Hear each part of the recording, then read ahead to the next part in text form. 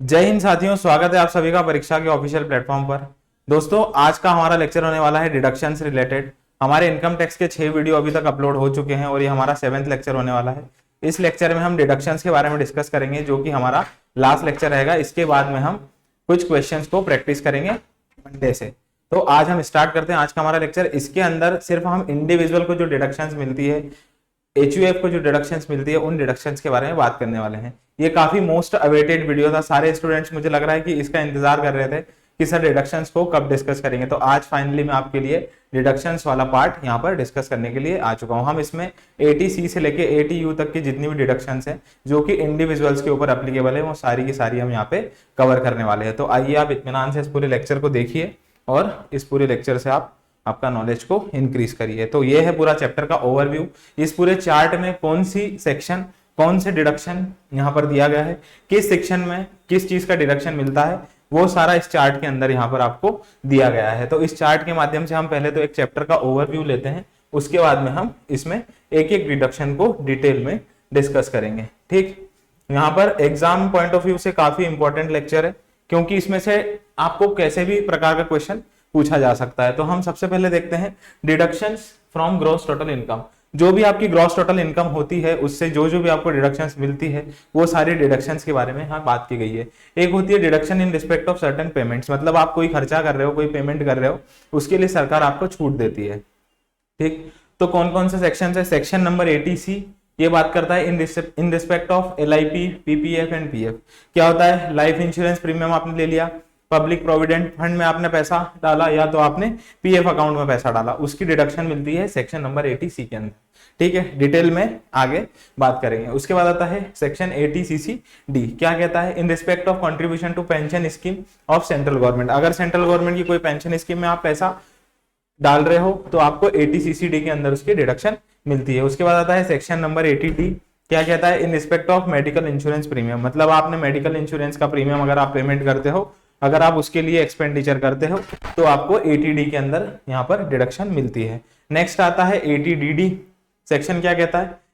In respect of maintaining including medical treatment of dependent disable. अगर कोई आपके साथ में डिपेंडेंट डिसेबल है, जो आपके ऊपर निर्भर है, उसके लिए अगर आप कोई खर्चा कर रहे हो, उनके मेंटेनेंस से लेके या उनके मेडिकल ट्रीटमेंट के लिए, तो आपको 80DD में उसकी रिडक्शन मिलती है। 80E में मिलती है अगर आपने हायर एजुकेशन के लिए कोई लोन लिया है, उसके ऊपर आपको डिडक्शन मिलती है। ठीक है, उसके इंटरेस्ट के ऊपर आपको डिडक्शन मिलेगी। उसके बाद 80EE और 80EEA क्या बोलता है? ये कहता है interest payable on loan borrowed for acquisition of house property bye an individual. अगर किसी इंडिविजुअल के द्वारा अपना घर को एक्वायर करने के लिए अगर उसने लोन लिया है, तो उसके इंटरेस्ट के ऊपर उसको डिडक्शन मिलेगी। उसके बाद आता है अगर आपने कोई इलेक्ट्रिक व्हीकल परचेस करने के लिए लोन लिया है, तो उसमें आपको 80EEB में से रिडक्शन मिलती है। 80G अगर आप कोई डोनेशन कर रहे हो, किसको? सर्टेन फंड्स को, चैरिटेबल इंस्टीट्यूशंस को, उसकी रिडक्शन आपको मिलती है 80G में। उसी प्रकार से 80GG में आप अगर रेंट पे करते हो, अगर आपको हाउस रेंट अलाउंस नहीं मिलता, आप रेंट पे कर रहे हो, तो आपको उसके अंदर एक स्पेसिफाइड लिमिट तक की डिडक्शन मिलती है। हम डिटेल में आगे ये सारे जितने भी यहाँ पर मैं सेक्शंस आपको बता रहा हूं, ये सारे हम आगे इस पूरे लेक्चर के अंदर डिस्कस करने वाले। काफी इंटरेस्टिंग और परीक्षा की दृष्टि से काफी महत्वपूर्ण लेक्चर। मुझे इस लेक्चर को तैयार करने में समय क्यों लगा? क्योंकि ये परीक्षा की दृष्टि से काफी महत्वपूर्ण लेक्चर है, और इसकी जो प्रेजेंटेशन बनाया, इसमें मैंने सारी चीजें बड़ी सिंप्लीफाइड मैनर में लिखने की कोशिश की है कि आपको ये काफी अच्छे से समझ में आए। और ज्यादा एफर्ट्स मैंने दिए हैं ताकि आपको एफर्ट्स कम लगे इसमें। इसके लिए मैंने मेरी तरफ से पूरी मेहनत करने के बाद इस लेक्चर को तैयार किया है, इसलिए मुझे एक दिन एक्स्ट्रा लग गया इसमें। ठीक, आगे चलते हैं। आगे बोलता है 80GGA in respect of donation for scientific research and rural development. अगर आपने डोनेशन किया किस लिए? साइंटिफिक रिसर्च और रूरल डेवलपमेंट के लिए, तो 80GGA में इसका डिडक्शन मिलता है। आगे आता है 80GGB in respect of contribution given by companies to political parties. अगर कोई कंपनी पॉलिटिकल पार्टी को पैसा कंट्रीब्यूट करती है, कोई योगदान देती है पैसे के रूप में, तो उसकी डिडक्शन 80GGB में मिलती है। ठीक है, कंपनी वाला पार्ट हमारे कोर्स में नहीं है, लेकिन ये डिडक्शन मैंने आपको बता दिया। आगे आता है सेक्शन 80GGC।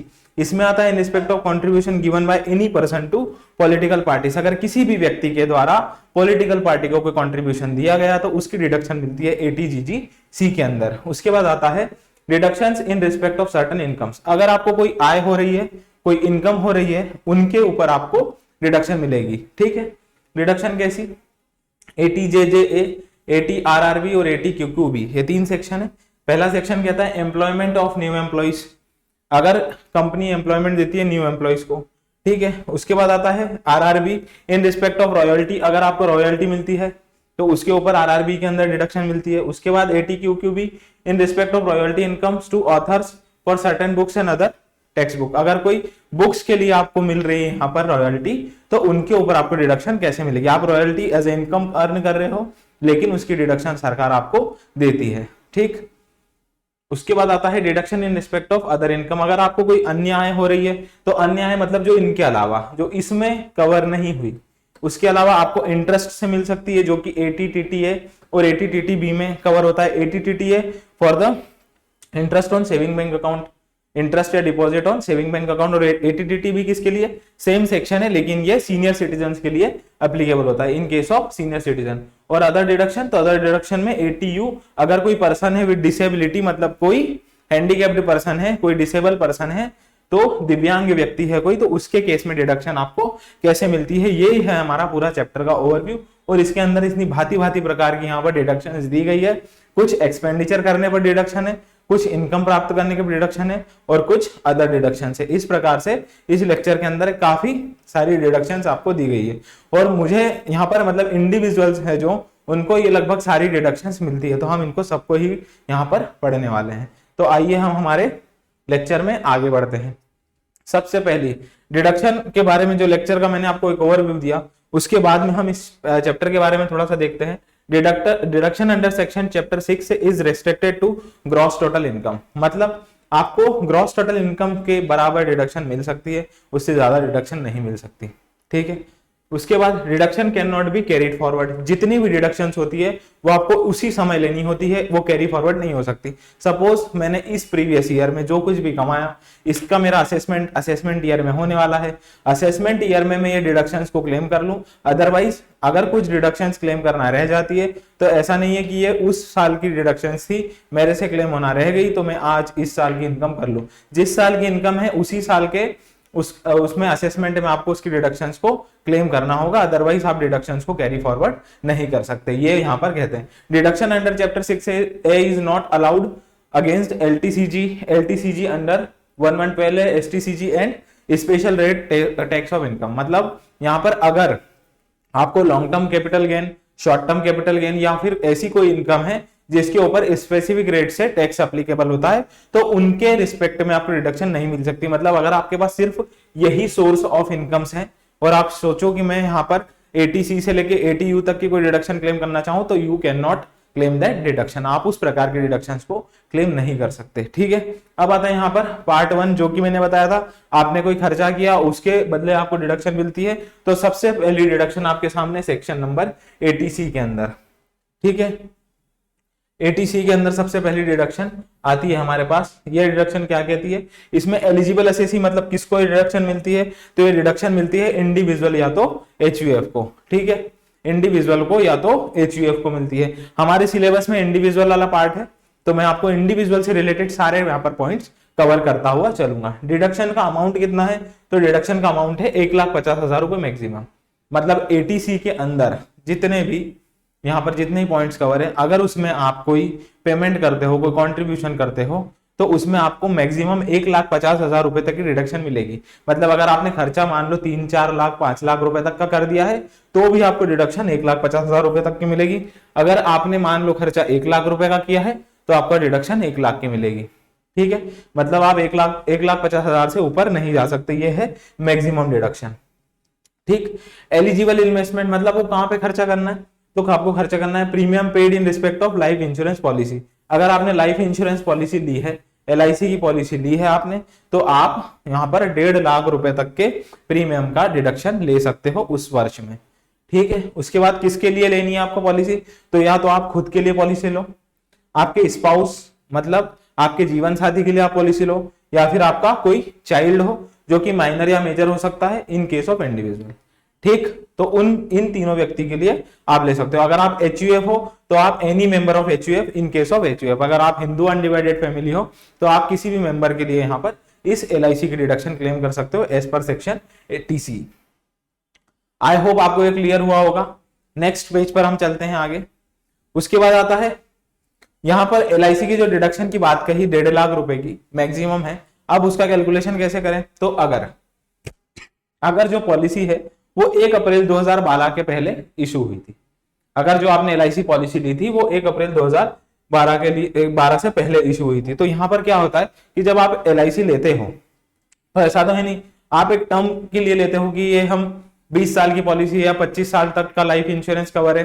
तो अगर आपकी पॉलिसी 1 अप्रैल 2012 के पहले की है, पॉलिसी इश्यूड बिफोर, तो आपने जो भी प्रीमियम पे करते हो, ठीक है, या तो 20% ऑफ पॉलिसी वैल्यू, जैसे बोलते हैं ना कि मेरे पिताजी का जैसे मैंने देखा था, अभी उनकी एक प्रीमियम पॉलिसी है लाइफ इंश्योरेंस, उसका सम इंश्योर्ड है 1,25,000 रुपए। मतलब अगर कोई दुर्घटना हो जाती है किसी केस में तो सम इंश्योर्ड, ये सम एश्योर्ड मतलब उसमें 1,25,000 रुपए हमें मिलेंगे। अगर कुछ दुर्घटना हो जाती है तो 1,25,000 रुपए मतलब इतना सम अश्योर्ड है। अब ये जो उनकी मेरे पिताजी की जो पॉलिसी थी वो 2007 में चालू हुई थी, ठीक है, और वो 20 साल की पॉलिसी थी, ठीक। तो उस केस में वो क्या था कि वो पॉलिसी इशू हुई थी 1 अप्रैल 2012 को, 12 के पहले इशू हुई थी, ठीक है। तो हमको डिडक्शन इस प्रकार से क्लेम करनी होती है कि प्रीमियम पेड, अब हम उसमें प्रीमियम पे करते हैं 5,030 रुपए की, ठीक है, 5029 इतने की मैं प्रीमियम पे करता हूं और सम एश्योर्ड मेरा 1,25,000 रुपए का, ठीक है। तो इसको मैं 1 लाख कर दूं, 1,25,000, तो इसका 20% मैं यहां से निकालू तो मेरा 20,000 आएगा। इन दोनों में से जो कम है तो मैं इतने की डिडक्शन क्लेम कर लेता हूं हर साल, है ना। जब भी मैं मेरे पापा का ITR फाइल करता हूं तो उसमें मैं LIC के जितना प्रीमियम पे होता है उतनी डिडक्शन क्लेम करता। अब सपोज अगर उनकी पॉलिसी होती और मैं प्रीमियम यहां पर भर रहा होता 35,000, ठीक है, तो मुझे कितना मिलता, अगर मैं 35,000 यहां पर उनकी प्रीमियम पे कर रहा होता और उनकी पॉलिसी अगर होती सपोज 12 लाख की, यहां पर उनकी पॉलिसी होती 12 लाख की, तो उसका 20% में निकाल लेता, ठीक है, और फिर करता तो मुझे 35,000 की मुझे यहां पर डिडक्शन मिल जाती। तो ये एक एग्जांपल था। अब अगर आपकी जो पॉलिसी है वो पॉलिसी अगर 1 अप्रैल 2012 के बाद में इशू हुई है, 1 अप्रैल 2012 के बाद अगर पॉलिसी इशू हुई है तो जो भी प्रीमियम पेड है या तो 10% of policy value whichever is lower, इन दोनों में से जो भी कम हो उसकी डिडक्शन आप क्लेम कर सकते हो सब्जेक्ट टू मैक्सिमम ऑफ 1,50,000। उसके बाद अगर आपकी पॉलिसी 1 अप्रैल 2013 को इशू हुई है ऑन और आफ्टर उस तारीख को या फिर उसके बाद में, for person with disability under section 80U और person suffering from specified disease, अगर आपने किसी ऐसे व्यक्ति के लिए पॉलिसी ली है जो कि स्पेसिफाइड डिसीज से या तो फिर 80U के अंदर जो डिजीज है उसके मतलब उसमें वो सफर कर रहा है, उससे वो पीड़ित है, उसके लिए आपने कोई पॉलिसी ले रखी है, तो उसका प्रीमियम पेड, है ना, अगर वो पॉलिसी 1 अप्रैल 2012 को 2013 को या तो उससे बाद में इशू हुई है ऑन और आफ्टर, तो आपको 15% ऑफ पॉलिसी वैल्यू या तो premium paid which ever is lower, उन दोनों में से जो भी कम हो उसकी डिडक्शन आप क्लेम कर सकते हो, ठीक है, सब्जेक्ट टू मैक्सिमम ऑफ 1,50,000। अब आगे आता है यहाँ पर और ATC में कौन कौन से पेमेंट कर सकते हो। अब जैसे सपोज मेरे केस में था, मेरे पिताजी कितनी वहां पर पेमेंट करते हैं LIC के लिए तो 5,029 रुपीज की, ठीक है, लेकिन 1.5 लाख की लिमिट है ATC के अंदर। तो दूसरे खर्चे भी दिए गए हैं, वो कौन कौन से खर्चे हैं, तो एक दूसरा यहाँ पर पेमेंट है amount deposited in PPF public provident fund में, अगर आप डिपॉजिट करते हो अमाउंट, किसके किसके लिए, खुद के लिए करूं, अपने जीवन संगिनी के लिए करूं या फिर मेरे बच्चों के लिए करूं, ठीक है, इन केस ऑफ इंडिविजुअल। और अगर HUF हो तो किसी भी HUF के मेंबर के लिए मैं करूं वहां पर पेमेंट, तो वो भी ATC के अंदर में उसका भी डिडक्शन ले सकता हूं सब्जेक्ट टू मैक्सिमम ऑफ 1,50,000।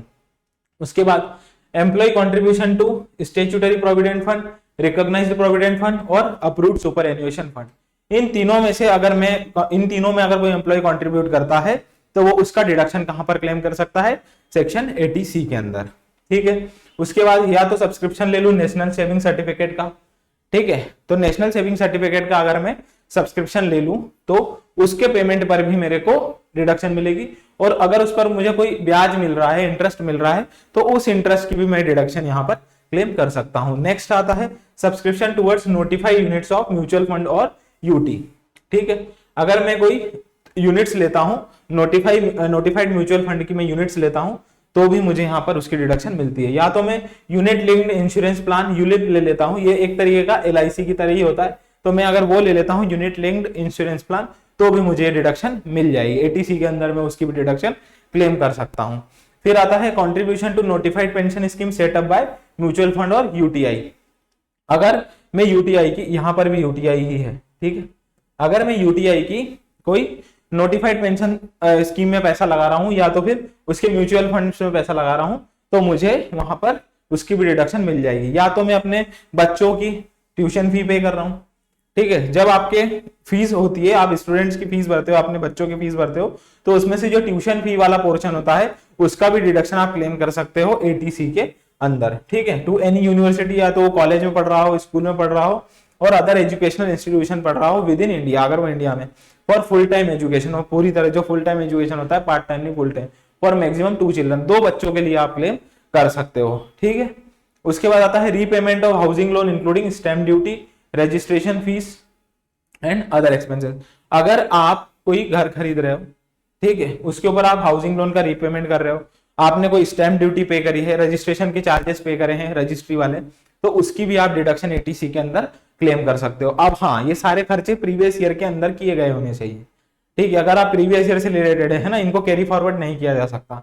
अभी जो प्रीवियस ईयर है ये 21-22 है, असेसमेंट होगा 22-23 में, तो ड्यूरिंग द ईयर जो मैं खर्चे कर रहा हूँ, इनका मैं जो डिडक्शन है वो मेरे असेसमेंट ईयर में क्लेम कर रहा हूँ। तो इसमें जो भी मैं खर्चे कर रहा हूँ ये सारे प्रीवियस ईयर से रिलेटेड होने चाहिए। फिर आता है subscription to certain units of mutual fund. अगर मैंने किसी यूनिट्स का मतलब म्यूचुअल फंड ले रखे हैं, ठीक है, तो वो भी यहाँ पर आ जाएंगे। उसके बाद आता है investment in 5 year term deposit in scheduled bank और पोस्ट ऑफिस। अगर मैं इन्वेस्टमेंट कर दूं 5 साल के लिए, ठीक है, कहां पर, बैंक में या पोस्ट ऑफिस में, तो उसका भी मुझे डिडक्शन मिल जाएगा, लेकिन 5 साल के लिए होना चाहिए, 1 साल वाले पे नहीं मिलता। उसके बाद आता है deposit in senior citizen saving scheme rules number 2004। अगर मैं सीनियर सिटीजन के लिए कुछ डिपॉजिट कर रहा हूं, ठीक है, senior citizen saving scheme rule 2004 के हिसाब से, तो भी मुझे यहां पर ATC के अंदर उस चीज की डिडक्शन मिलती है। आगे आता है मेरे पास subscription to notified bond issued by NABARD. अगर मैं नाबार्ड के कोई बॉन्ड्स खरीद रहा हूं, तो उसका भी मुझे डिडक्शन मिल जाएगा ATC में, ठीक है। एनी सम पेड और deposited in Sukanya Samriddhi account. अगर सुकन्या समृद्धि अकाउंट में मैं पैसा डिपॉजिट करता हूं, तो उसका डिडक्शन भी मुझे ATC में मिलता है, ठीक है। किसके लिए होता है? Any girl child of an individual और any girl child for whom such individual is legal guardian, ठीक है।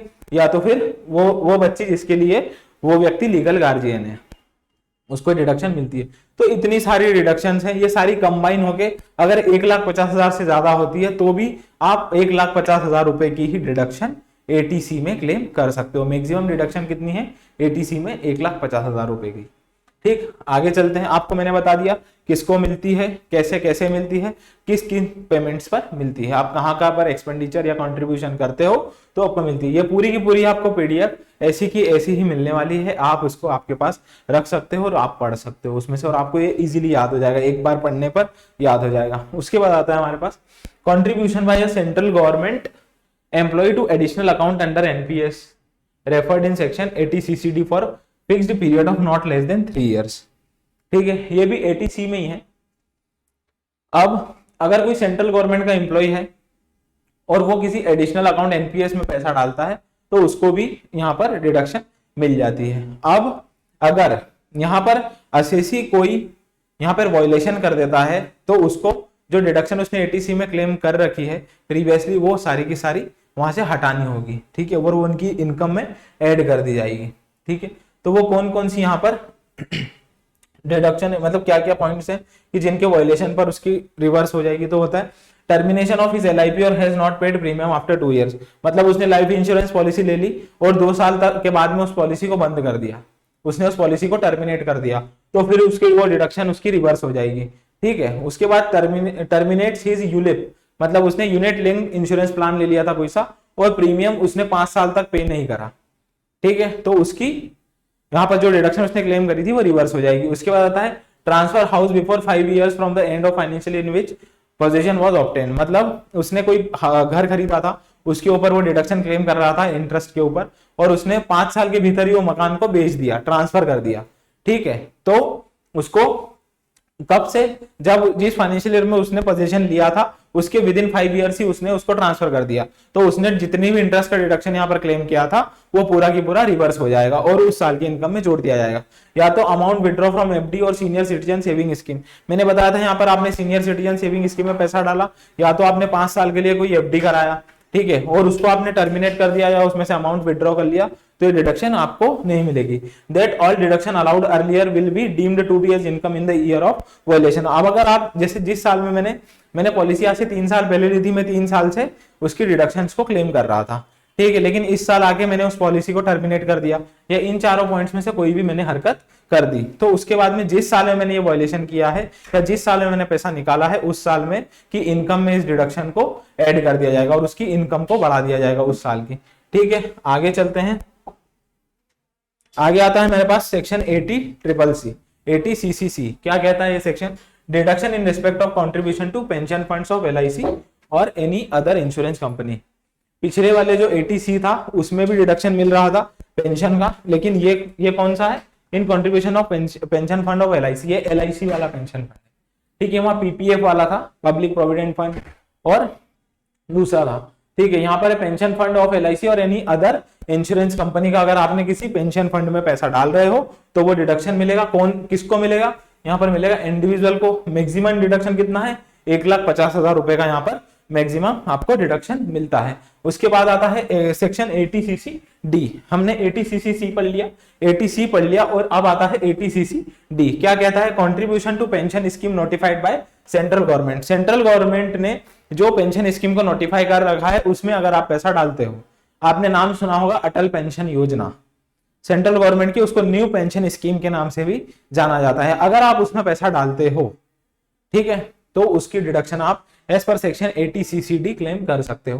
किसको मिलती है? इंडिविजुअल को मिलती है। अमाउंट ऑफ डिडक्शन क्या होगा? अमाउंट ऑफ डिडक्शन होगा अगर एज पर सेक्शन 80CCD1, 80CCD में क्या बोला गया है? डिडक्शन मिलेगा किसका? अगर आप सेंट्रल गवर्नमेंट के द्वारा नोटिफाइड पेंशन स्कीम में पैसा डालते हो, अटल पेंशन योजना में पैसा डालते हो, या तो फिर आप न्यू पेंशन स्कीम के नाम से भी जानते हो उसमें पैसा डालते हो, तो इसमें इंडिविजुअल को मिलता है यहाँ पर डिडक्शन कितना? अगर वो एज पर सेक्शन 80CCD अगर वो सैलरीड एम्प्लॉय है तो एम्प्लॉइज कॉन्ट्रीब्यूशन, उसने जितना कॉन्ट्रीब्यूशन किया वो या तो 10% of salary which ever is lower, उन दोनों में से जो भी कम है उसका डिडक्शन, उस अमाउंट का डिडक्शन वो क्लेम कर सकता है। लेकिन अगर कोई व्यक्ति सैलरीड नहीं है, उसका खुद का एम्प्लॉयमेंट है, मतलब वो सेल्फ एम्प्लॉयड है, उसकी खुद की दुकान है, और अगर वो वहां पर डिडक्शन, मतलब वो चाहता है कि मैं भी NPS में पैसा डालूं, इस प्रकार से यहाँ पर अटल पेंशन स्कीम में पैसा डालूं, तो मुझे डिडक्शन मिलेगा कि नहीं? तो अदर इंडिविजुअल में उसका जितना कंट्रीब्यूशन है वो और उसकी ग्रॉस टोटल इनकम का 20% अमाउंट, उनमें से जो कम है उसका डिडक्शन वो एज पर सेक्शन 80CCD सब सेक्शन 1 के हिसाब से वहां पर डिडक्शन क्लेम कर सकता है। ठीक, आगे चलते हैं। आगे आता है सेक्शन 80CCD1B। ये सेक्शन क्या कहता है? Provides for an additional deduction up to ₹50,000 in respect of whole of the amount paid or deposited by individual assessee under NPS in the previous year, whether or not deduction is allowed in section 80CCD1। क्या कहता है section?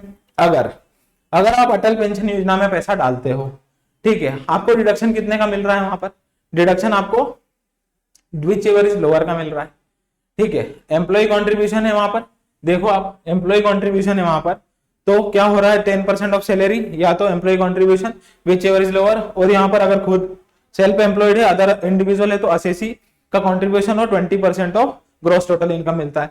लेकिन अगर कोई व्यक्ति है जो salaried है ना, अगर कोई व्यक्ति है, ये स्पेसिफिक सैलरीड के लिए नहीं है, ये सभी के लिए है, वहां पर जो दोनों लोग कवर हुए थे वो, ठीक है। अगर मान लो उसका जो एम्प्लॉय का कॉन्ट्रीब्यूशन था वो था यहाँ पर 1,70,000 रुपए का, ठीक है, और उसका यहाँ पर आता है 10% ऑफ सैलरी, तो ये 10% ऑफ सैलरी उसका आता है 1 लाख। तो वो पैसा तो डाल रहा है 1,70,000 का, लेकिन उसको डिडक्शन तो यहाँ पर which ever is lower 1 lakh की ही मिलने वाली है। इतना आपको समझ में आया होगा। एज पर सेक्शन 80CCD1 जो हमने पहले पढ़ा, उसमें क्या था? अगर आप सेंट्रल गवर्नमेंट के द्वारा नोटिफाइड पेंशन स्कीम में पैसा डालते हो तो इंडिविजुअल एसोसी उसकी डिडक्शन क्लेम कर सकता है। कितनी डिडक्शन क्लेम कर सकता है? तो अगर वो सैलरीड व्यक्ति है तो 10% ऑफ सैलरी, या तो फिर उसका contribution which ever is lower, और अगर वो अदर एसएससी वहां पर सेल्फ एम्प्लॉयड व्यक्ति है अगर वो चाहता है तो 20% ऑफ ग्रॉस टोटल इनकम या तो फिर एसएससी का contribution which ever is lower. अब सपोज उसका कंट्रीब्यूशन था 1,70,000 रुपए का और उसके 10% ऑफ सैलरी या फिर 20% ऑफ ग्रॉस टोटल इनकम, ये दोनों के केस में बता देता हूं, अगर ये दोनों 1-1 लाख रुपए ही बैठता है तो उसको तो 1 लाख की डिडक्शन मिलेगी। अभी 70,000 रुपए जो एक्स्ट्रा अमाउंट है इसका तो वेस्ट हो रहा है। Then what should he do, उसको करना क्या चाहिए? तो एक यहाँ पर एडिशनल डिडक्शन मिलती है एज पर सेक्शन 80CC-D1B, उसमें 50,000 रुपए की एडिशनल डिडक्शन उसको मिल जाती है यहाँ पर। तो वो क्या कर सकता है, सबसे पहले क्या करे कि ये जो एम्प्लॉय कॉन्ट्रीब्यूशन था इसमें पहले तो वो 50,000 की यहाँ पर डिडक्शन क्लेम कर ले, है ना। तो यहाँ पर फिर अमाउंट कितना बच जाएगा, यहाँ पर बच जाएगा 1,20,000, ठीक है, और यहाँ पर 1 लाख, तो विच एवर इज लोअर, तो यहाँ पर उसका घाटा कितना हुआ, मात्र 20,000 रुपए की थी जो डिडक्शन वो क्लेम नहीं कर पाया। उस केस में क्या हो रहा था, 70,000 की डिडक्शन वो क्लेम नहीं कर पा रहा था। तो उसके लिए एक एडिशनल सेक्शन है कि यहाँ पर आप 80CC-D1 में जो डिडक्शन क्लेम कर रहे हो उसके पहले आप इसकी डिडक्शन भी क्लेम कर सकते हो, चाहे उसके बाद भी आप कर सकते हो। उसमें से 70,000 बच रहे थे तो वहां पर आप कंट्रीब्यूशन जो बच रहा है उस कंट्रीब्यूशन की आप फिर से डिडक्शन क्लेम कर सकते हो। तो ये था यहाँ पर वो सेक्शन। अब नेक्स्ट आता है हमारा 80CC-D2, ठीक है। सेक्शन 80CC-D2 क्या कहता है, contribution made by central government और any other employer in the previous year to NPS of an employ is allowed as deduction in computation of the total income of the assessee. क्या होता है actual में कि जब PF deduct होता है तो उसमें एम्प्लॉयर और एम्प्लॉय दोनों का कंट्रीब्यूशन होता है। तो जो एम्प्लॉयर का कंट्रीब्यूशन होता है वो कंट्रीब्यूशन सबसे पहले तो जो एसएससी होता है उसकी ग्रॉस टोटल इनकम में ऐड हो जाता है, अदर सोर्सेस में वो ऐड हो जाता है और वो एज अ इनकम काउंट होता है। और उसके बाद में उसकी डिडक्शन 80CC-D2 सेक्शन में उसको मिल जाती है। तो किस हिसाब से मिलती है वो डिडक्शन, तो एम्प्लॉयर का जो कंट्रीब्यूशन होता है वो या तो उसके बाद या तो 10% ऑफ सैलरी या 14% ऑफ सैलरी। 14% किसके लिए, in case of central government is employer, मतलब अगर वो एम्प्लॉय है सेंट्रल गवर्नमेंट का एम्प्लॉय है तो वहां पर उस केस में एम्प्लॉयर कौन हो जाएगा, सेंट्रल गवर्नमेंट, और एनी अदर एम्प्लॉयर है तो 10%।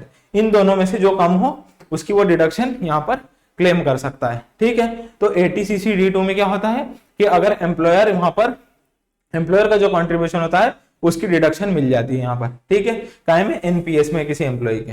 तो ये हमारा यहाँ तक 80CC-D2 खत्म होता है। आगे चलते हैं हमारा exemption on payment of NPS trust to be SSC on closure of his account on his opting out of pension scheme section 1012 है। ये कहता है अगर 80CC-D2 में आपने डिडक्शन ले रहे हो और उसमें अगर एसएससी यहाँ पर अकाउंट क्लोज कर दे तो ये डिडक्शन नहीं मिलेगी। उसके बाद एज पर section 80CC-D any payment from national pension system trust और assessee on account closure opting out of the pension scheme, अगर उसने पेंशन स्कीम में से ऑप्ट आउट कर लिया तो वो डिडक्शन फिर रिवर्स हो जाएगी। और यहाँ पर provides any payment from national pension system trust one SSC on account of closure of, ये वही है। तो 60% जो अमाउंट है ऑफ टोटल इनकम है वही एग्जम्प्ट होता है और 40% को टैक्सेबल मान लिया जाता है, ठीक है। तो ये यहाँ पर इस पॉइंट में कहा गया है। आगे चलते हैं हम 80CC-E। एक चीज यहाँ पर आई, आपने यहाँ पर 3 डिडक्शन पढ़ी अलग अलग सेक्शन के हिसाब से, 80C में पढ़ी है ना, 80CC-C में पढ़ी, 80CC-D में पढ़ी, तीनों में अलग अलग लिमिट्स थी। लेकिन इन तीनों के ऊपर एक और यहाँ पर सरकार ने दिक्कत दी। वो दिक्कत क्या दी कि इन तीनों पेमेंट्स को मिलाकर आप मैक्सिमम डिडक्शन 1,50,000 की ही ले सकते हो। हार्ट ब्रोकन, सरकार ने क्या किया, 80C में बोल दिया आप मैक्सिमम 1,50,000 की डिडक्शन ले सकते हो। 80C के अंदर ही बोल दिया आप इतनी डिडक्शन ले सकते हो। 80CC-D1 में भी बोल दिया एम्प्लॉयर का कंट्रीब्यूशन या फिर एम्प्लॉय का कंट्रीब्यूशन या फिर 10% ऑफ सैलरी या 20% ऑफ ग्रॉस टोटल इनकम, उसकी deduction low which ever is lower. लेकिन इन तीनों सेक्शंस में जो आप डिडक्शन क्लेम करते हो उन तीनों को मिला के आप सिर्फ 50,000 रुपए की डिडक्शन ले सकते हो एज पर सेक्शन 80CC-E, ठीक है। सरकार ने काफी खतरनाक तरीके का सेक्शन यहाँ पर इंसर्ट करा और उसके अंदर बोल दिया ये तीनों सेक्शन 80CC-E क्या कहता है, 80CC-C और 80CC-D1 में जो भी डिडक्शंस होती है इन तीनों की डिडक्शंस में आप मैक्सिमम 1,50,000 की डिडक्शन ही ले सकते हो। मतलब इन तीनों सेक्शंस को मिलाकर आप 1,50,000 रुपए तक की ही डिडक्शन को क्लेम कर सकते हो, ठीक। आता है 80D। 80D वाला सेक्शन क्या कहता है, 80D वाला सेक्शन कहता है deduction in respect of medical insurance premium, या तो सेंट्रल गवर्नमेंट हेल्थ स्कीम या तो preventive health checkup and medical treatment. अगर आप इन में से किसी में भी पैसा डाल रहे हो तो आप डिडक्शन क्लेम कर सकते हो। कौन कर सकता है? इंडिविजुअल हो या एचयूएफ हो। किसके लिए? इंडिविजुअल ले सकता है खुद के लिए, स्पाउस अपने जीवन साथी के लिए, पेरेंट्स के लिए, या फिर डिपेंडेंट चिल्ड्रंस के लिए। ठीक है, तो उसको डिडक्शन मिल जाएगी। उसके बाद आता है एचयूएफ में, अगर कोई भी मेंबर है एचयूएफ का, उसके लिए अगर एचयूएफ खर्चा करता है, किस लिए? मेडिकल ट्रीटमेंट के लिए, मेडिकल इंश्योरेंस के लिए, प्रिवेंटिव हेल्थ चेकअप के लिए, या फिर सेंट्रल गवर्नमेंट की हेल्थ स्कीम के लिए, तो वो यहाँ पर उसकी डिडक्शन क्लेम कर सकता है। मैक्सिमम डिडक्शन कितनी है? मैक्सिमम डिडक्शन है 25,000 की। मैक्सिमम डिडक्शन है 25,000 की। लेकिन अगर इंडिविजुअल है उसकी जो एज है वो 60 इयर्स के ऊपर हो जाती है, मतलब अगर वो सीनियर सिटीजन हो जाता है, तो उस केस में क्या होगा? तो उस केस में उसको 25,000 की एडिशनल डिडक्शन मिल जाती है, मतलब डिडक्शन हो जाती है 50,000 रुपए की। ठीक है, डिडक्शन हो जाती है 50,000 रुपए की। फिर उसके बाद आता है जो ये प्रिवेंटिव हेल्थ चेकअप है, इसकी डिडक्शन मिलती है, और मेडिकल ट्रीटमेंट की तो ये 5,000 की डिडक्शन यहाँ पर मिलती है। तो ये यहाँ पर दिया गया, तो आपको सिर्फ इतना याद रखना है यहाँ पर कि 80D के अंदर वो डिडक्शन क्लेम कर सकता है। और अगर आप प्रिवेंटिव हेल्थ चेकअप के लिए पैसा दे रहे हो तो अगर कैश में दे रहे हो तो चलेगा, लेकिन जो दूसरा खर्चा आप करते हो, मतलब ये preventive health checkup, medical treatment, तो ठीक है। अगर आप मेडिकल इंश्योरेंस ले रहे हो और सेंट्रल गवर्नमेंट की हेल्थ स्कीम ले रहे हो, तो इसमें जो आप पैसा डाल रहे हो ना, ये आपको काय में डालना पड़ेगा? ये पैसा आपको कैश के अलावा देना पड़ेगा। मीन्स आपको या तो चेक से दो या फिर आप बैंक ट्रांसफर करोगे तो ही इसकी आप डिडक्शन क्लेम कर सकते हो। ठीक है, अब आता है एटीयू का डिडक्शन। एटीयू का डिडक्शन क्या कहता है? एटीयू में कहते हैं डिडक्शन फॉर हैंडीकैप्ड असेसी। अगर कोई हैंडीकैप्ड असेसी है, कोई दिव्यांग जन है, उसके लिए डिडक्शन क्लेम हो रही है, तो कैसे वो डिडक्शन को क्लेम करेंगे? तो इसमें होता है कोई रेसिडेंट इंडिविजुअल डिडक्शन को क्लेम कर सकता है। ठीक है, अगर नॉर्मल डिसेबिलिटी है तो 75,000 का डिडक्शन, अगर सीवियर डिसेबिलिटी है तो 1,25,000 का। और ये डिडक्शन है यहाँ पर फ्लैट डिडक्शन। फ्लैट डिडक्शन मतलब अगर आपने 10 रुपए का भी खर्चा किया है लेकिन आपको डिडक्शन मिलेगी 75,000 की। अगर सीवियर डिसेबिलिटी है, सीवियर डिसेबिलिटी से क्या मतलब? अगर वो व्यक्ति है वो 80% से ज्यादा डिसेबल है, ठीक है, 80% से ज्यादा डिसेबल है, तो उसको सीवियर डिसेबिलिटी में काउंट करते हैं और उसको 1,25,000 रुपए की फ्लैट डिडक्शन मिलती है। किस लिए? For handicapped assessee. अगर कोई असेसी हैंडीकैप्ड है और वो डिडक्शन क्लेम करना चाहता है, एटीयू में उसको मिलती है यहाँ पर 75,000 नॉर्मल डिसेबिलिटी के केस में, और सीवियर डिसेबिलिटी के केस में मिलती है 1,25,000 की। आगे चलते हैं, आगे आता है सेक्शन 80DD, डिपेंडेंट डिसेबल के लिए होगा ये। Deduction in respect of maintenance including medical treatment of dependent disable.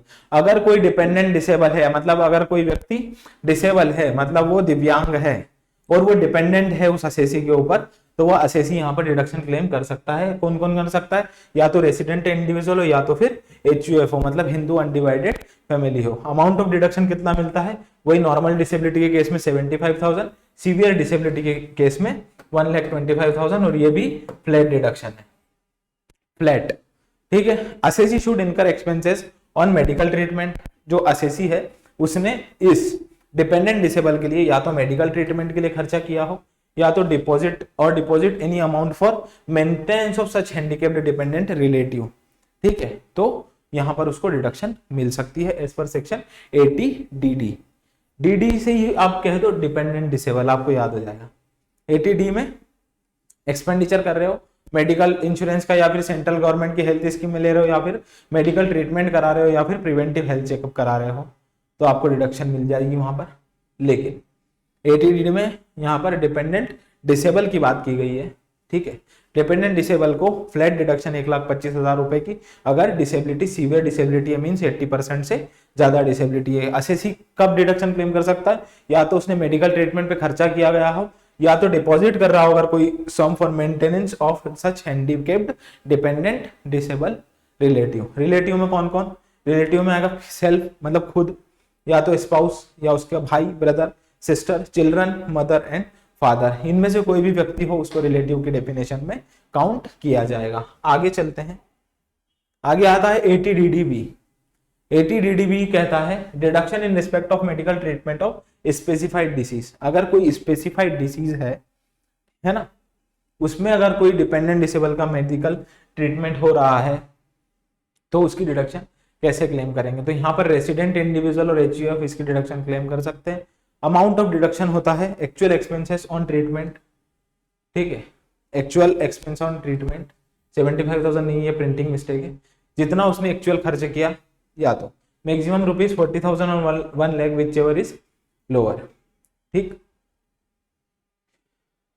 उसके बाद में यहाँ पर इसको कैलकुलेट कैसे करेंगे, तो कैलकुलेट ऐसे करते हैं कि इन दोनों में से जो कम हो, मतलब अगर आपने जो खर्चा किया, ठीक है, उसमें से आपको इंश्योरेंस क्लेम को हटाना है ना, उसमें से आपको इंश्योरेंस को हटाना है।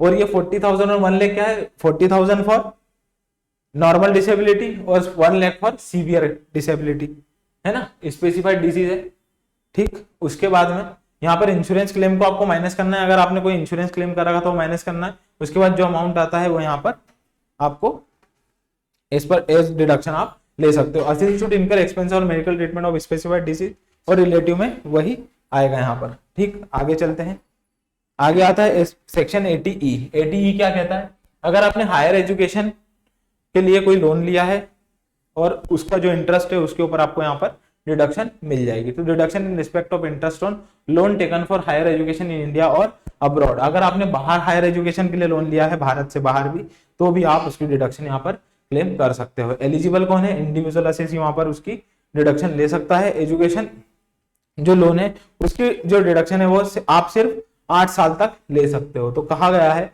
अमाउंट ऑफ डिडक्शन है interest amount for a period of 8 consecutive years starting from the year in which SSC start paying interest, जिस साल से वो इंटरेस्ट पे करना स्टार्ट करता है उससे 8 consecutive मतलब 8 लगातार वर्ष के लिए वो डिडक्शन क्लेम कर सकता है। इस पर सेक्शन 80E। हायर एजुकेशन के लिए अगर आपने लोन लिया है इन इंडिया और अब्रॉड, अगर आपको स्टडी, हायर एजुकेशन से मतलब आप 12th के बाद में जो भी एजुकेशन करते हो उसको हायर एजुकेशन में यहाँ पर कंसिडर किया जाता है। नोट दिया गया है, loan must have been taken for the purpose of pursuing his higher education और for the purpose of higher education of his और हर रिलेटिव। अगर उसने रिलेटिव के लिए भी अगर हायर एजुकेशन के लिए लोन लिया है तो असेसी यहाँ पर उसकी डिडक्शन को क्लेम कर सकता है। रिलेटिव में कौन, spouse and children of the individual और the student for whom the individual is the legal guardian, ठीक है। अगर असेसी किसी का लीगल गार्जियन भी है, किसी इंडिविजुअल का लीगल गार्जियन भी है, तो भी वो उसकी चीज की यहाँ पर डिडक्शन ले सकता है। अगर उसने उसके लीगल गार्जियन के लिए भी वो ले रखी है, यहाँ पर हायर एजुकेशन के लिए लोन ले रखा है, तो उसकी डिडक्शन भी यहाँ पर उसको अलाउड है। आगे चलते हैं, आगे आता है सेक्शन 80E। 80E क्या कहता है, deduction for interest on loan borrowed for acquisition of house property bye an individual. अगर किसी इंडिविजुअल ने यहाँ पर लोन लिया हुआ है, किसके लिए, एक्विजिशन ऑफ हाउस प्रॉपर्टी के लिए, तो सबसे पहले मैंने आपको हाउस प्रॉपर्टी पढ़ाया था, वहां पर मैंने कहा था इंटरेस्ट ऑन बोरोड कैपिटल, उसके ऊपर डिडक्शन वो ले रहा था इस पर सेक्शन 24B। तो पहले डिडक्शन वहां क्लेम कर ले, उसके बाद में बचा हुआ डिडक्शन यहाँ पर वो क्लेम कर सकता है। तो डिडक्शन कैसे ले सकता है, यहाँ पर मैक्सिमम डिडक्शन है 50,000 की, 50,000 की यहाँ पर डिडक्शन है।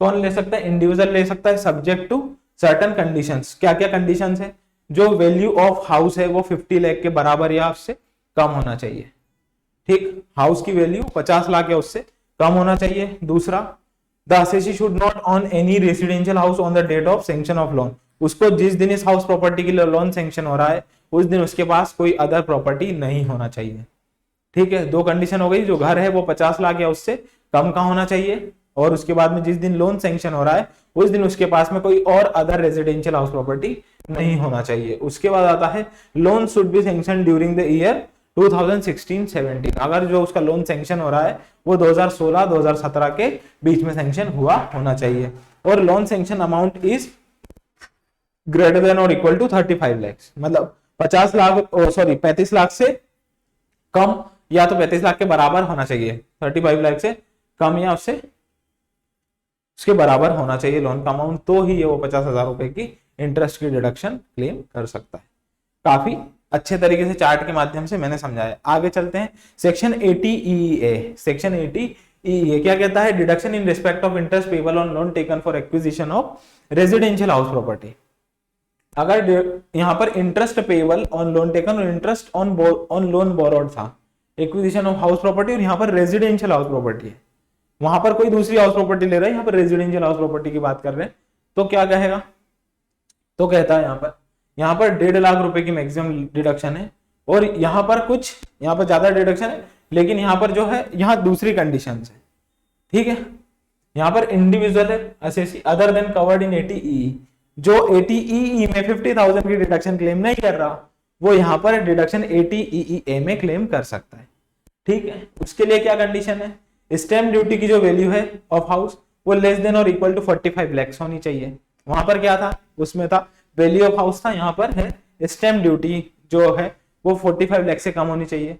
Individual should not on any residential house on the date of sanction of loan, जिस दिन लोन सैंक्शन हो रहा है उस दिन उसके पास कोई और रेजिडेंशियल हाउस प्रॉपर्टी नहीं होना चाहिए। Loan should be sanctioned by a financial institution during the period between 1 April 29 to 31 March 2022। इस डेट के बीच में अगर लोन सैंक्शन होता है तो वो इस सेक्शन के अंतर्गत डिडक्शन क्लेम कर सकता है।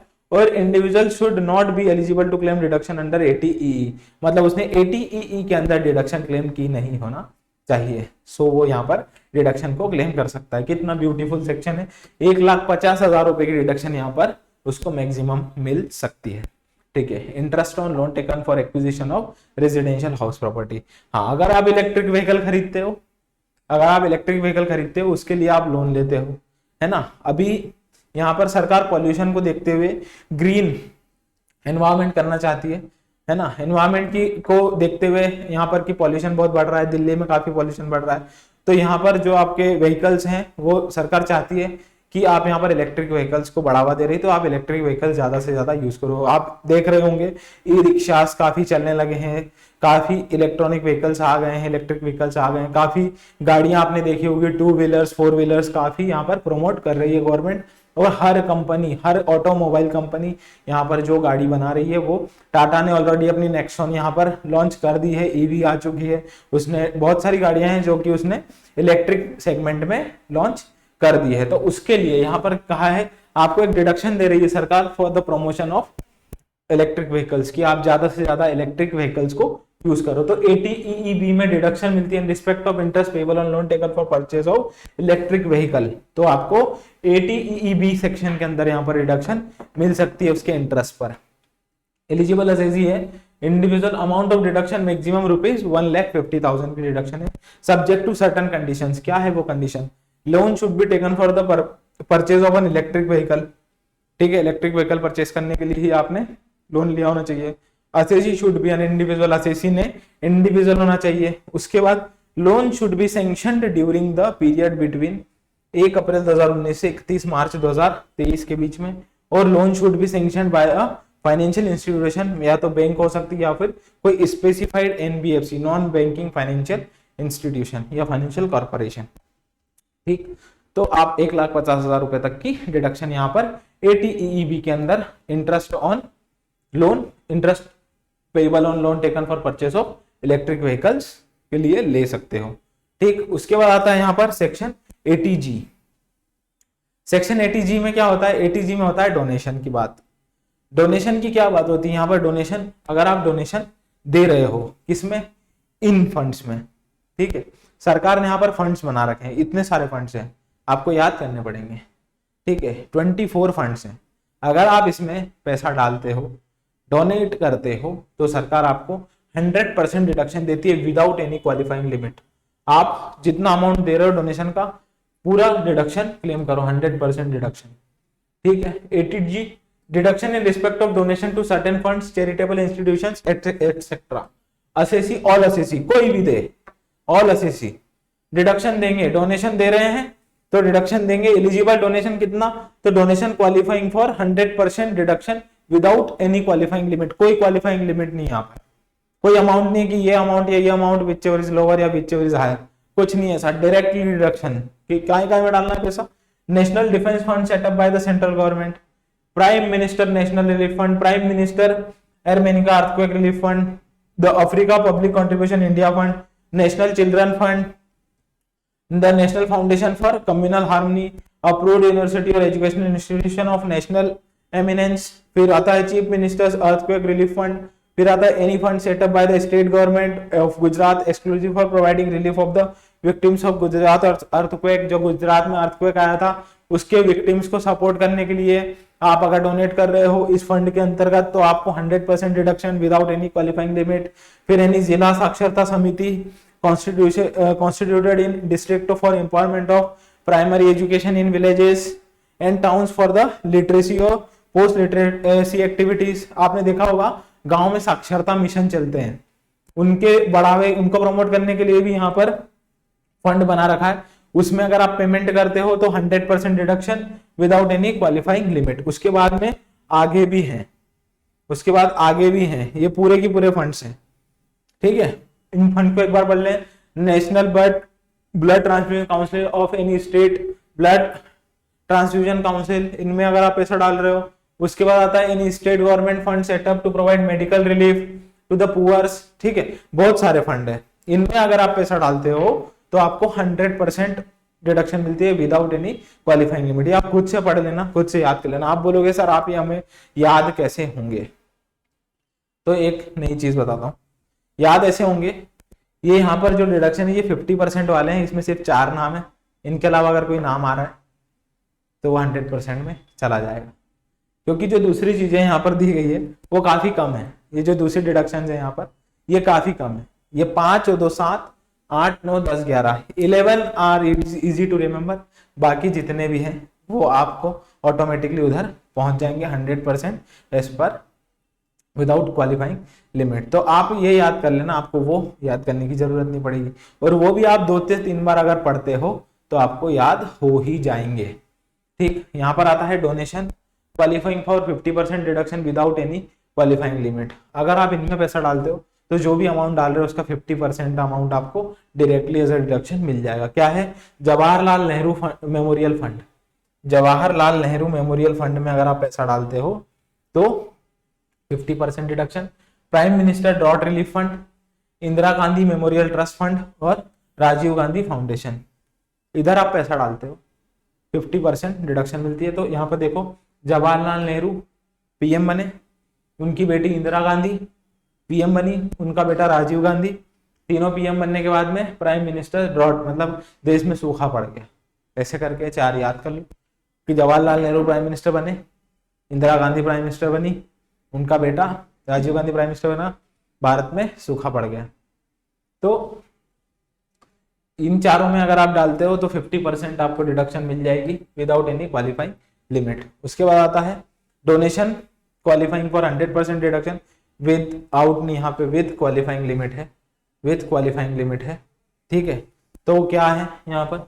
द गवर्नमेंट और any approved local authority institution और association for promotion of family planning. अगर आप इस पर्पस के लिए दे रहे हो पैसा, फैमिली प्लानिंग को प्रमोट करने के लिए पैसा दे रहे हो, तो एक लिमिट के हिसाब से 100% डिडक्शन आप ले सकते हो। दूसरा, sum paid by a company as donation to the Indian Olympic association और any other association institution established in India as may be notified by the government for the development of infrastructure for sports और games और the sponsorship of sports and games in India, तो भी आप 100% deduction with qualifying limit ले सकते हो, ठीक है। विथ क्वालिफाइंग लिमिट ले सकते हो। क्वालिफाइंग लिमिट कैसे करते हैं आगे आ रहा है, आगे पढ़ते हैं क्वालिफाइंग लिमिट, ठीक है। यहाँ पर भी सेम चीज है, donation qualifying for 50% deduction with any qualifying limit, with a qualifying limit. क्या है वो? एनी इंस्टीट्यूशन और fund established in India for charitable purpose fulfilling prescribed condition, the government or any local authority for utilization for any charitable purpose other than the purpose of promoting family planning। family planning के अलावा अगर किसी में दे रहे हो तो 50% with qualifying limit। authority constituted in India by or under any other law enacted either for dealing with and satisfying the need for housing accommodation for the purpose of planning development और IMP। अगर इस purpose के लिए दे रहे हैं तो भी any corporation established by government और any other state for promoting the interest of the members of minority community के मेंबर्स को बढ़ावा देने के लिए अगर आप पेमेंट करते हो तो उसमें भी 50% deduction with a qualifying limit है। उसके बाद आता है फॉर रिनोवेशन और repair of notified temples, mosque, gurdwara, church और other place of historic, archaeological और आर्टिस्टिक इंपॉर्टेंस, है ना, उसके आप रिपेयर मेंटेनेंस के लिए पैसा देते हो। Which is a place of public worship और रियोन थ्रू एनी स्टेट और स्टेट्स, इसमें भी अगर आप दे रहे हो तो भी 50% अमाउंट डिडक्शन क्लेम कर सकते हो विद अ क्वालिफाइंग लिमिट। ठीक है, अब क्वालिफाइंग लिमिट क्या होता है तो हम बताते हैं। Steps for computation of qualifying limit, ज्यादा लोड लेने की जरूरत नहीं है ना, ज्यादा लोड लेने की जरूरत नहीं है। मैं आपको बता देता हूँ कि क्या क्या चीजें हैं, कैसे कैसे करनी है। ऐसा कैलकुलेशन आएगा नहीं, डायरेक्टली आएगा। मेरे को लगता है ATC, ATCCD, ATDD, ATD उधर वाले सेक्शन में से क्वेश्चन आ जाएगा। ATG में आएगा, ATG में भी आपको directly 100% without any qualifying limit और 50% विदाउट एनी क्वालिफाइंग लिमिट्स में से ही आ सकता है। ठीक है, क्योंकि बहुत सारा है पूछने के लिए, लेकिन है अपने सिलेबस में कवर अप हो रहा है तो कर देते हैं। Compute adjusted total income that is gross total income as reduced by the following, मतलब सबसे पहले ग्रॉस टोटल इनकम निकाल लो, है ना। ग्रॉस टोटल इनकम में से डिडक्शन अंडर चैप्टर 6 से एक्सेप्ट अंडर सेक्शन ATG, मतलब ATG की डिडक्शन को छोड़ के सारी डिडक्शन को आप हटा लो, है ना। मतलब आपने ग्रॉस टोटल इनकम निकाल लिया, इसमें से ATG की जो डिडक्शन है उसको मत हटाओ, है ना। ATG की डिडक्शन को, डिडक्शन अंडर चैप्टर 6 से एक्सेप्ट ATG की डिडक्शन को मत हटाओ, बाकी सब डिडक्शन को हटा लो। Short term capital gain taxable under section 11A, इसको भी हटा लो। Short term capital gain special rate से है, लॉन्ग टर्म कैपिटल गेन ये भी स्पेशल रेट से, इनको भी हटाओ। इनको मतलब उसमें ग्रॉस टोटल इनकम में जोड़ना नहीं है ना। उसके बाद any income on which income tax is not payable, अगर ऐसी कोई इनकम है जिसपे income tax is not payable है तो उसको भी ग्रॉस टोटल इनकम में जोड़ो मत, है ना। मतलब ग्रॉस टोटल इनकम आप निकालो, उसमें से सारी डिडक्शन हटा लो ATG को छोड़ के, ATG की डिडक्शन को माइनस मत करो। ठीक है, शॉर्ट टर्म कैपिटल गेन वाली जो इनकम है उसको भी उसमें मत ऐड करो, है ना, अगर ऐड कर ली तो हटा दो। लॉन्ग टर्म कैपिटल गेन वाली जो है 112 और 112 है, इसको भी हटा लो। और अगर कोई ऐसी इनकम है जिसके ऊपर इनकम टैक्स पेबल नहीं है तो वो तो आपका क्या निकल के आ गया, ग्रॉस टोटल इनकम। इसी को हम बोलेंगे एडजस्टेड टोटल इनकम, है ना। यही ग्रॉस टोटल इनकम, सब कुछ इतना हटाने के बाद एडजस्टेड टोटल इनकम बन रही है। उसके बाद आता है calculate 10% of adjusted total income. ये जो एडजस्टेड टोटल इनकम आई जो आपने एडजस्टमेंट करे उसके बाद में उसका 10% अमाउंट निकाल लो। फिर calculate the actual donation which is subject to qualifying limit, मतलब कैटेगरी 2 और कैटेगरी 4 में जो डेफिनेशन, कैटेगरी 3 और category 4 with the qualifying limit है, उसका आप एक्चुअल अमाउंट निकालो। एक्चुअल अमाउंट, है ना, एक्चुअल अमाउंट आ रहा होगा समझ में। उसके बाद में लोअर ऑफ स्टेप नंबर 2 मतलब ये, और स्टेप नंबर 3 ये, ठीक है। द मैक्सिमम परमिसिबल डिडक्शन हो जाएगा। आ गया, क्या करना है सबसे पहले ग्रॉस टोटल इनकम निकालो, उसमें से सारी डिडक्शंस को माइनस कर दो। किसको छोड़ के, ATG को छोड़ के। लॉन्ग टर्म कैपिटल गेन वाली कोई इनकम है उसको हटा दो, शॉर्ट टर्म कैपिटल गेन वाली इनकम है उसको हटा दो, और अगर आपकी कोई ऐसी इनकम है जिसके ऊपर इनकम टैक्स नहीं लगता उसको हटा दो। आपका आ गया adjustable total income. Adjustable total income आ गया, आपने जितना अमाउंट वहां पे डोनेशन कर रहा है उसका एक्चुअल अमाउंट निकाल लिया, है ना। तो एडजस्टेबल टोटल इनकम का 10% अमाउंट, और आपने जितना अमाउंट वहां पर एज अ डोनेशन दिया है इसमें third with the qualifying limit में 100% या 50%, वो जिनमें भी आपने दिया है फैमिली प्लानिंग से स्टार्ट होता है ना जो, वो वाला अमाउंट, ठीक है। तो वो जो भी अमाउंट दिया है वो निकालो, उनमें से जो दो कम है वो मैक्सिमम परमिसिबल डिडक्शन हो गया। अब वो अगर 50% में आ रहा तो 50% कर दो, 100% में आ रहा तो पूरा माइनस हो जाएगा, ठीक है। The said deduction is adjusted first again donation qualifying for 100% deduction, और दूसरा देयर आफ्टर 50%, मतलब पहले उसमें से 100% वाली डिडक्शन क्लेम करेंगे और उसके बाद में फिर 50% वाली डिडक्शन को क्लेम करेंगे। तो ये यहाँ पर है, ठीक। ये था हमारा पूरा सेक्शन। अब आता है section 80GG, deduction in respect of rent paid. अब क्या होता है कि हमने पढ़ा था सैलरी हेड, सैलरी हेड में हमने पढ़ा था house rent allowance. House rent allowance के लिए हमने लिमिट पढ़ी थी वहां पर, ठीक है, डिडक्शन की। लेकिन जिन व्यक्तियों को हाउस रेंट अलाउंस नहीं मिलता उनको फिर क्या करना है, वो कैसे वहां पर डिडक्शन क्लेम करे, वो क्योंकि HRA की डिडक्शन तो क्लेम नहीं कर सकते, क्योंकि HRA की डिडक्शन कब क्लेम कर सकते हो, जब उसको एक्चुअल HRA रिसीव्ड होता है, जब उसको HRA मिलता है। अब जिसको HRA नहीं मिलता, हाउस रेंट अलाउंस नहीं मिलता, वो व्यक्ति क्या करेगा, उसके लिए क्या करेगा। तो सरकार ने बोला कि भैया तू आ और 80GG में यहाँ पर डिडक्शन को क्लेम कर रहे, ठीक है। तो कौन ले सकता है, इंडिविजुअल ले सकता है। यहाँ पर अमाउंट ऑफ डिडक्शन कितना होता है, अमाउंट ऑफ डिडक्शन होता है 5,000 रुपए पर मंथ। मतलब अगर 5,000 रुपए पर मंथ बोला है तो 5,000 इंटू 12 मतलब कितना हो गया, 60,000 रुपए की वो एक साल में डिडक्शन क्लेम कर सकता है। ठीक है, या तो 25% of adjusted gross total income, है ना। उसके बाद आता है rent paid minus 10% of adjusted gross total income whichever is lower, इन तीनों में से जो कम हो। अब यहां पर निकालेगा पर मंथ तो 60,000 आ जाएगा, 5,000 है पर मंथ तो साल भर का 60,000, फिर यहाँ पे जो भी अमाउंट आया सपोज यहाँ पर आ गया 70,000 और ये अगर यहाँ पे निकाला तो यहाँ आ गया 35,000, तो डिडक्शन कितने मिलेगी, 35,000 रुपए की। ठीक है, ये ऐसी डिडक्शन है यहाँ पर। द असेसी और इज स्पाउस और इज माइनर चाइल्ड और HUF each member should not on any accommodation at the place where he is ordinary reside or perform duties of his office or employment or scaling of his business or profession। अगर ये सारी चीजें हैं तो deduction को claim कर सकता है। ठीक, आगे चलते हैं। ATGGA, ATGGA क्या कहता है, donation in respect of scientific research and rural development. अगर आप साइंटिफिक रिसर्च और रूरल डेवलपमेंट को बढ़ावा देने के लिए डोनेशन करते हो तो आप डिडक्शन ले सकते हो। कौन एलिजिबल है, all assessee other than having income chargeable under the head of profit and gain of business और प्रोफेशन। अगर कोई व्यक्ति पीजीबीपी हेड के अंदर कोई इनकम को अर्न करता है तो वो इसकी डिडक्शन नहीं ले सकता, बाकी सब ये वाले इसकी डिडक्शन ले सकते हैं। कितनी डिडक्शन है, 100% ऑफ डोनेशन। ठीक है, 100% ऑफ डोनेशन, जितना भी डोनेशन दे रहा है उसका 100% अमाउंट की डिडक्शन ले सकता है। अगर डोनेशन अमाउंट 2,000 रुपए से ज्यादा है तो फिर उसको कैश में नहीं देना, अदर देन कैश होना चाहिए। अगर डोनेशन अमाउंट 2,000 रुपए से ज्यादा है तो अदर देन कैश देना, मतलब उसको या तो चेक से देना या बैंक ट्रांसफर देना, लेकिन उसको कैश में नहीं देना। अगर हाँ आप फिर में 1,000 रुपए डोनेट करूँ, काय में डोनेट करूँ, साइंटिफिक रिसर्च और रूरल डेवलपमेंट में, तो करना कैश में कर, जा 500-500 के 2 नोट दे दे। ठीक है, 2,000 रुपए करने, हाँ दे देना, 500-500 के 4 नोट दे दे या 2,000 का 1 नोट दे दे।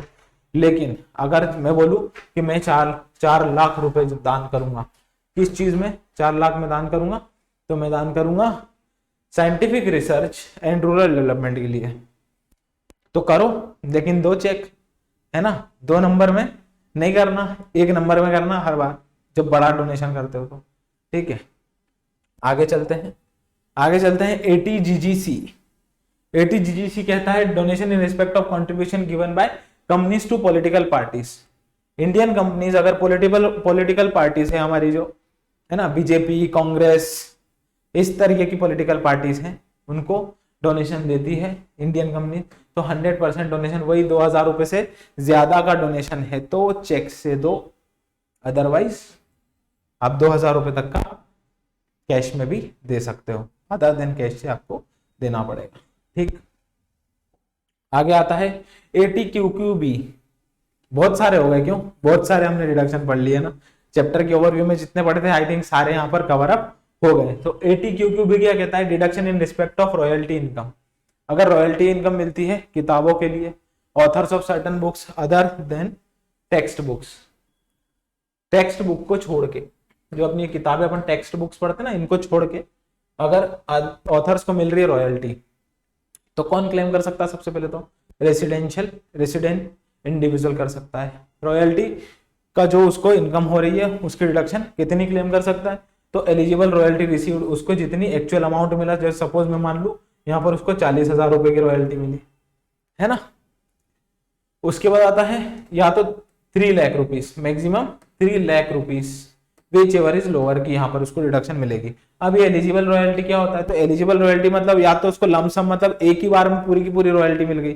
अगर उसने कोई किताब लिखी थी अदर देन टेक्स्ट बुक, उसको पब्लिकेशन को दिया, उसको रॉयल्टी मिली, अब रॉयल्टी उसको 1 टाइम दे दी कि ये 1 टाइम आप रॉयल्टी पकड़ो, ठीक है, अब आपको कोई लेना देना नहीं है, रॉयल्टी हो गई।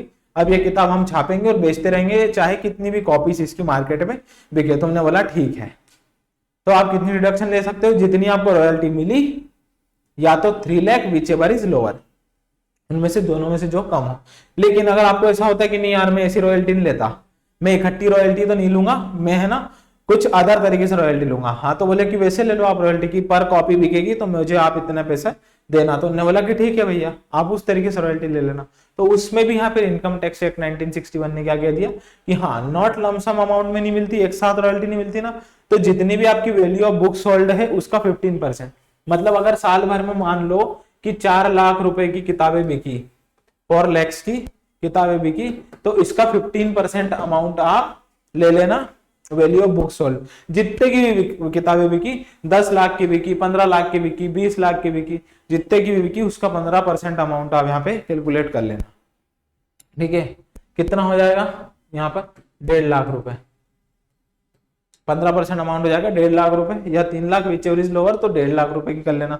अगर ये किताबें होती 20 लाख रुपए की तो यहाँ पर हो जाता 3 लाख।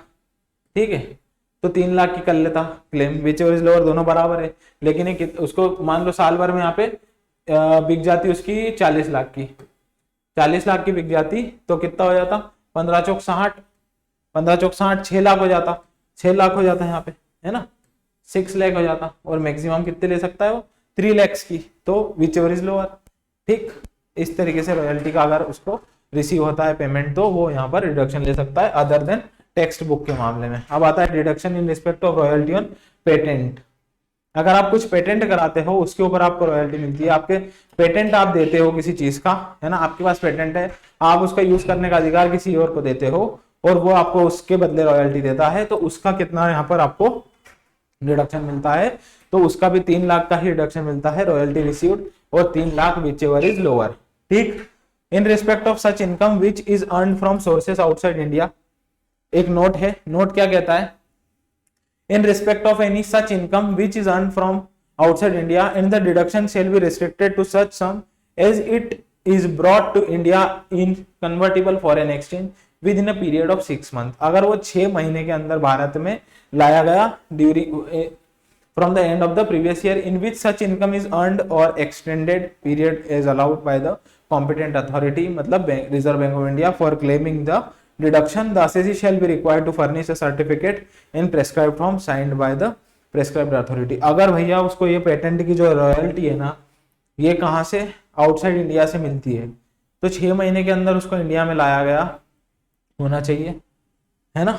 और अगर 6 महीने से के बाद में ला रहा तो क्या करना, उसको एक सर्टिफिकेट लेना पड़ेगा और आरबीआई के से लेना पड़ेगा, कॉम्पिटेंट अथॉरिटी का या नाम लिखा गया है। ठीक, तो ये नोट था। उसके बाद आता है ATTTA। हमारा लेक्चर थोड़ा समाप्ति की तरफ आगे बढ़ रहा है, हम लास्ट सेक्शंस पे आ चुके हैं। सेक्शन ATTTA क्या कहता है, अगर आपको सेविंग बैंक अकाउंट पर इंटरेस्ट मिलता है तो उसकी आप डिडक्शन ले सकते हो। कितनी, यहाँ पर लिमिट दी गई है, किस कौन कौन क्लेम कर सकता है, इंडिविजुअल क्लेम कर सकता है, HUF क्लेम कर सकता है। डिडक्शन किस चीज की होनी चाहिए, इन respect of interest on deposit in saving account. अगर आपने सेविंग अकाउंट में पैसा है और उसका आपको यहाँ पर इंटरेस्ट मिलता है तो उसका कितना डिडक्शन होगा, डिडक्शन होगा इंटरेस्ट अमाउंट या 10,000 which ever is lower in case of, यहाँ पर एज जो है इंडिविजुअल की वो कौन है, इंडिविजुअल की जो एज है वो 60 वर्ष से कम है। ठीक है, मतलब वो सीनियर सिटीजन नहीं है, तो उस केस में उसको 10,000 रुपए की वो मिलती है। यहाँ पर इंडिविजुअल है, उसकी जो एज है वो 60 ईयर से बिलो है ना, मतलब 60 साल से कम है, तो वो ये डिडक्शन क्लेम कर सकता है 10,000 रुपए या interest amount which ever is lower. ठीक है, नोट कहता है saving account with banking company हो सकता है, कोऑपरेटिव बैंक हो सकता है, पोस्ट ऑफिस हो सकता है। और डिडक्शन आप ATTTB सेक्शन में वो व्यक्ति डिडक्शन क्लेम नहीं कर रहा है तो वो यहाँ पर डिडक्शन क्लेम कर सकता है। ठीक, ATTTB में कौन डिडक्शन क्लेम करता है, इसके जस्ट आगे वाला सेक्शन है। ATTTB में सीनियर सिटीजन डिडक्शन क्लेम करता है, ये रहा। ATTTB में सीनियर सिटीजन क्लेम करता है। सीनियर सिटीजन कौन, जिसकी एज 60 ईयर्स या उससे अब हो गई वो सीनियर सिटीजन हो गया, और जिसकी एज 80 या उससे अब हो गई वो हो गया सुपर सीनियर सिटीजन। तो उनके लिए ये वाला सेक्शन है। क्या है सीनियर सिटीजन, भाई सीनियर सिटीजन मतलब कोई सुपर सीनियर सिटीजन है, वो भी तो सीनियर सिटीजन है, पहले वो सीनियर सिटीजन है उसके बाद में वो सुपर सीनियर बनता है, उसके ऊपर भी यही सेक्शन लगता है। Resident senior citizen whose gross total income includes interest on deposit with bank, cooperative banks और पोस्ट ऑफिस, मतलब ऐसा कोई सीनियर सिटीजन जिसकी ग्रॉस टोटल इनकम में बैंक से मिलने वाला ब्याज, कोऑपरेटिव सोसाइटी के बैंक के अकाउंट से मिलने वाला ब्याज, या पोस्ट ऑफिस में कोई उसने सेविंग अकाउंट खुला रखा उसका ब्याज अगर उसको मिलता है, तो जितना अमाउंट मिल रहा है या 50,000 विच एवर इज लोअर की रिडक्शन क्लेम कर सकता है, लेकिन बशर्ते उसने ATTTA के अंदर रिडक्शन क्लेम नहीं किया होना चाहिए और उसका सेविंग अकाउंट होना चाहिए इन जगहों पर। ठीक है, ये हो गया हमारा सेक्शन नंबर ATTTB। आगे हो गए खत्म, मतलब हमने जितने भी सेक्शन मैंने आपको फर्स्ट वाली स्लाइड पे बताए थे वो सारे के सारे यहाँ पर कवर अप हो चुके हैं। अपन एक बार फिर से आते हैं फर्स्ट वाली स्लाइड पे। मैंने आपको ये सारे के सारे जितने भी मैंने आपको बताए थे वो सारे यहाँ पर कवर अप हो चुके हैं। जितने भी हमने पढ़े थे सारे कवर अप हो चुके हैं। ठीक है, एक छूट रहा है ATJJAA, ये काम का नहीं था इसलिए मैंने इसको छोड़ दिया। ठीक, ATJJAA और उसके बाद में मैंने बाकी सारे जितने भी थे मैंने आपको कवर करा दिए। तो भाई एक कोई व्यक्ति ने बोला था कि सर आप इतने डिडक्शन पढ़ा दो, मैंने सारे के सारे डिडक्शन आपको पढ़ा दिए। कोई डाउट हो तो आप कमेंट बॉक्स में मुझे पूछ लेना, कोई अगर डाउट हो तो। इसके बाद आपके लिए एक बहुत महत्वपूर्ण सूचना क्या, मैं आपके लिए प्रैक्टिस क्वेश्चंस की एक सीरीज लेकर आने वाला हूं मंडे से। 3 दिन की सीरीज रहेगी, उसमें मैं आपको इनकम टैक्स और ऑडिटिंग जो भी मैंने पढ़ाया है उसके क्वेश्चंस मैं आपको यहाँ पर सॉल्व करवाऊंगा। उसमें कुछ प्रीवियस ईयर के और कुछ मेरे द्वारा डिजाइन किए गए क्वेश्चंस वो सीरीज में होंगे। तो आप उन क्वेश्चंस को अटेंड करने के लिए सेशन में जरूर आना, और वो सेशन होने वाले हैं लाइव। आपको उसका यहाँ पर पहले ही शेड्यूल मैं लगवा दूंगा, तो आप वो देख लेना। हम लाइव इंटरेक्शन करेंगे उस समय पर आपसे। आपकी एग्जाम काफी नजदीक है, तो मेरे से जितनी हेल्प हो पाई आप लोगों के लिए मैंने इन लेक्चर्स के माध्यम से आपके लिए की है। और आने वाले 3 लेक्चर्स में हम करीबन 3 या 4 जो भी लेक्चर्स होने वाले हैं हमारे लाइव, उन लेक्चर्स में मैं आपको क्वेश्चन सॉल्व कराऊंगा और वो सारे वीडियोस लाइव होंगे आपके लिए। एक समय डिसाइड कर लेंगे, उस समय पर हम आपके लिए लाइव उपलब्ध रहेंगे। तो आपको ये लेक्चर अच्छा लगा होगा, आपको ये सारे के सारे डिडक्शन समझ में आए होंगे। अगर आपको ये लेक्चर समझ में आया है तो आप इस लेक्चर को लाइक करें, इस चैनल को सब्सक्राइब करें और ज्यादा से ज्यादा लोगों को शेयर करें। और हाँ, जो लाइव लेक्चर्स होने वाले हैं उनकी जानकारी आप आपको दोस्तों को भी दें जो इस एग्जाम की प्रिपरेशन कर रहे थे, तो उनके लिए एक हेल्पफुल साबित होने वाले हैं सारे लेक्चर्स। तो आप इन सारे लेक्चर्स को देखें। और कोई व्यक्ति इस लेक्चर को नया देख रहा है तो वो प्रीवियसली मेरे 6 वीडियोस इसके इनकम टैक्स के और बाकी 6 कंपनी ऑडिट के यहाँ पर अपलोडेड है, आप उनको भी देखें और आप आपका एग्जाम काफी अच्छे तरीके से दें। Best of luck for your exams. मिलते हैं हमारी लाइव इंटरेक्शन वाली सीरीज में जिसमें हम क्वेश्चन डिस्कस करने वाले हैं। तो मैं आपसे इस लेक्चर को यहीं पे हम समाप्त करते हैं। Thank you, have a good day.